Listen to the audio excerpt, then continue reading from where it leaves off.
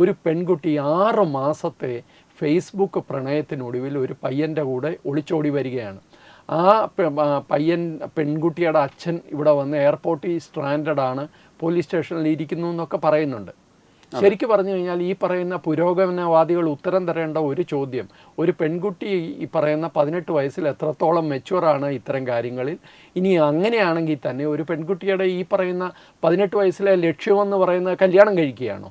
അതെ അതെ അതെ അതെ. അതിന് നല്ല വിദ്യാഭ്യാസം കൊടുക്കുകയും അതിന് വിദ്യാഭ്യാസം നടത്താനുള്ള സംവിധാനം ചെയ്തു കൊടുക്കുകയും നീ കുറച്ച് കഴിഞ്ഞിട്ട് കല്യാണത്തെക്കുറിച്ച് ആലോചിക്കുക, ഇപ്പം നീ പഠിക്കേ എന്ന് പറഞ്ഞ് സംസ്ഥാന സർക്കാർ ഒരു സൗകര്യം ചെയ്തു കൊടുത്തു കഴിഞ്ഞാൽ നമുക്കത് മനസ്സിലാക്കാം.